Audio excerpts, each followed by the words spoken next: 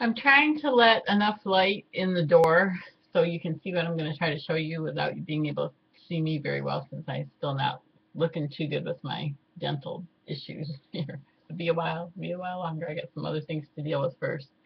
Got to get the appointment made. Anyway, I have something I want to show you here, and it may change the way you look about a few things. I saw these tomato plants. There are two of them, and they were on the windowsill in the dining room. They're maybe 5 inches tall. They were planted on the same day from the same, I can't say it, I'm sorry, bad thing with my teeth. Anyway, they were planted together. How's that? With the one that you see right here. Now, this one looks a lot the same from here on up. But if you look, it's in a 2-liter pop bottle. And if you look really closely, you can see there's one of the two original leaves. The first one's that sprout when it comes up. There's one in there. And then look what it did. Look what this did. I hope you can see that good enough. Okay, here's the soil. The soil goes up to here. And so you got soil up to here. Then that's a good more than 7 inches. And then it finally looks like the other tomato plants. Put them side by side so you can see them. They actually, there's two here in the little pink thing. They actually look kind of similar. I'm trying to give you a good view here. It's hard to do two things at once. Okay, now, here's the tops look similar. Okay, two in the pink one here. For anybody who's colorblind. Okay, now look. Look at what it did. I would say it probably 4 or 5 inches anyways of additional stem. Okay, so what can we learn? What can we learn from looking at this? I'm always trying to learn things. I think it has a spiritual message as well.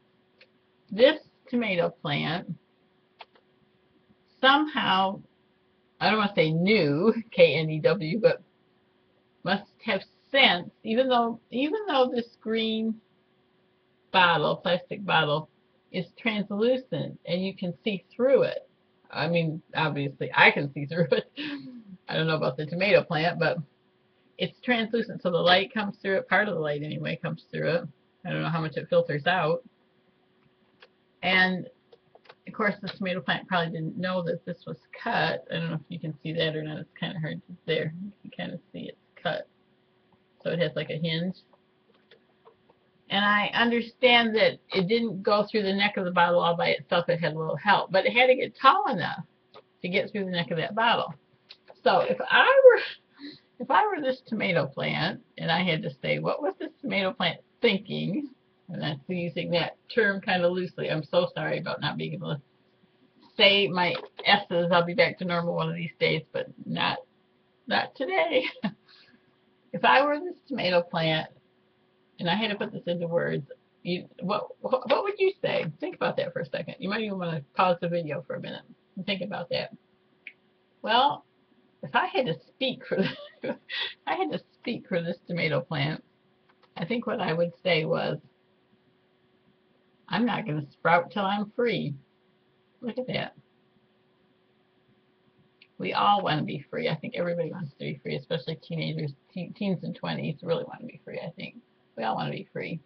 But isn't that amazing? It's just, I got another story to tell you here in a second, but that is just amazing to me. If you put the soil level together, that's the difference right there. See it?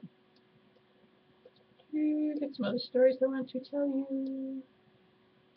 So there are no leaves except that one until you get to right here. You probably can't see that one. Now you can see it. So you get to right there. There's one on the inside still. If it gets a little taller, it might make it through too. So this is evolution Maybe. I don't think I would call this evolution because this was one generation adapting to its environment, you know, one generation. Same generation. It wasn't even one. Same generation. So it went up and up and up and up and up and then sprouted leaves at the top. Now, I got another story for you, and I wish I had the picture because the picture is amazing. But I'm not I can't talk, I'm sorry.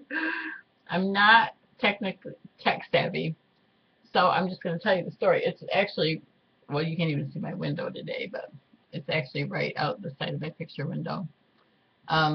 There's a one-car garage attached to the house, and right in the corner there is a tree that was about, 12 or 14 inches tall that was planted as a little volunteer seedling. I don't know if it's a cedar. I don't know my trees very well. I have to find out what kind of tree it is. And it was planted pretty close to the garage, and I remember thinking at the time it wasn't going to work. I thought that's going to have to be cut down at some point in time because there wasn't room for it. So it started to grow, and it got taller, you know, taller and taller and taller, and there wasn't room for it. And so what happened, I just, maybe you have all seen this before. I have not. I got to hurry and finish this so it'll publish.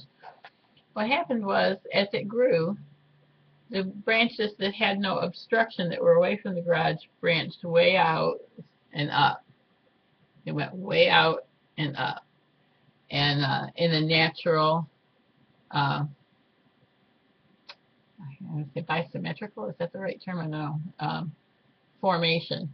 Anyway, there was no restriction, and the branches went way out, healthy, strong branches. Now, the ones that are away from the garage probably reach out, I don't know, 6, 7, 8 feet, maybe. I'll have to go look at it.